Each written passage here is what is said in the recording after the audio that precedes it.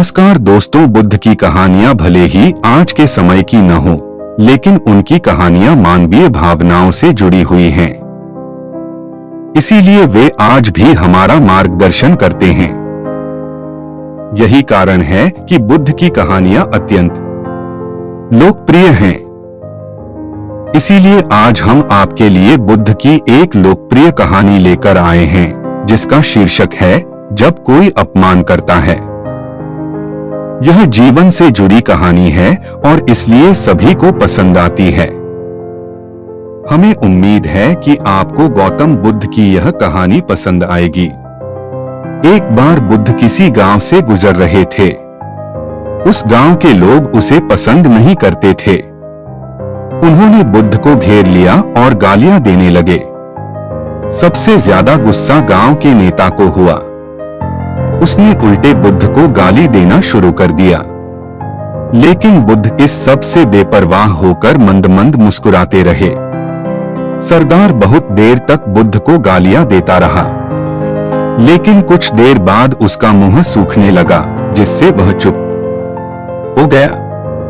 यह देखकर बुद्ध ने कहा, यदि तुम्हारी बात पूरी हो जाए तो मुझे आगे बढ़ना चाहिए। मुझे आगे गांव जाना है। वहां लोग मेरा इंतजार कर रहे होंगे। यह देखकर गांव का एक आदमी बोला, हम आपका अपमान कर रहे हैं, गाली दे रहे हैं, लेकिन आप जवाब देने की बजाय मुस्कुरा रहे हैं। आप इस पर प्रतिक्रिया क्यों नहीं देते? बुद्ध ने कहा, वत्स, तुम्हें आने में थोड़ी देर हो गई। 10 साल पहले आते तो मजा आता, क्योंकि 10 साल पहले मैं भी तुम्हारे जैसा था। यदि उस समय तुम मेरे बारे में बुरा बोलते या मुझे गाली देते तो मैं भी क्रोधित हो जाता। इससे ज्यादा तो मैं तुम्हें गाली देता। संभव है कि वह शारीरिक हिंसा का भी सहारा ले, लेकिन अब मैं आगे बढ़ चुका हूं। मैंने अपना सारा गुस्सा और नफरत पीछे छोड़ दी है। अब मैं उस जगह पहुंच गया हूं जहां तक आपकी गालियां नहीं पहुंच पाती। तुमने मुझे गाली दी, यह तुम्हारी भावना है, लेकिन आपकी भावनाएं मुझ तक नहीं पहुंच रही हैं। मुझ पर इसका आरोप तभी लगाया जाएगा जब मैं इसमें भाग लूंगा, एक बार मैं उन्हें स्वीकार कर लूं। लेकिन मैं आपकी इस हरकत से तटस्थ हूं, इससे कोसों दूर हूं। यही कारण है कि मैं अभी भी पहले की तरह शांत हूं। यह सुनकर सरदार बोला, अरे ऐसा कैसे? मैंने तुम्हें गालियां दी हैं और पूरे गांव के सामने तुम्हें गालियां दी हैं। फिर इसे लेने या न लेने का क्या मतलब? बुद्ध ने कहा, वत्स, मैं कल एक गांव में गया था। वहां लोगों ने मेरा उपदेश सुना। वे बहुत खुश हुए।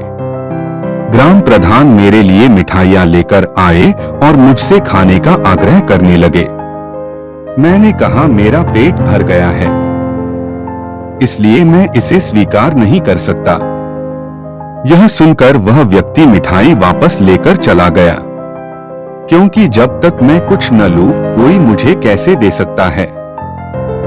इसमें मेरी सहमति तो आवश्यक है ना? हाँ, यही तो है। एक आदमी ने बुद्ध का समर्थन किया। बुद्ध ने फिर पूछा, जब मैंने मिठाई लेने से इनकार कर दिया तो उन्होंने इसका क्या किया होगा? हो सकता है उसने अपने परिवार के बीच मिठाइयां बांटी हों, एक व्यक्ति ने उत्तर दिया। बुद्ध ने कहा, तुमने ठीक कहा। ठीक उसी मिठाई की तरह तुम मेरे लिए गालियां लेकर आए हो और चाहते हो कि मैं उन्हें स्वीकार कर लूं। लेकिन भाई, मैं उन्हें नहीं लेता। अब बताओ तुम उनका क्या करोगे? इसका उस शख्स के पास कोई जवाब नहीं था। बुद्ध ने फिर कहा, मुझे तुम पर दया आती है वत्स। अरे मुझे तो गुस्सा तभी आएगा जब मुझे ये गालियां मिलेंगी, और जब मैं गालियां नहीं खाता तो क्रोध का प्रश्न ही नहीं उठता। सरदार ने बुद्ध की बात पर कोई प्रतिक्रिया नहीं दी। शायद वह कुछ सोच रहा था।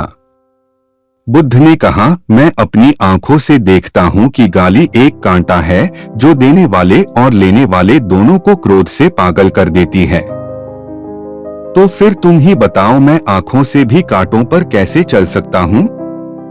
आंखें रहते हुए मैं गालियां कैसे खा सकता हूँ? और होश में रहते हुए मैं क्रोध कैसे कर सकता हूँ?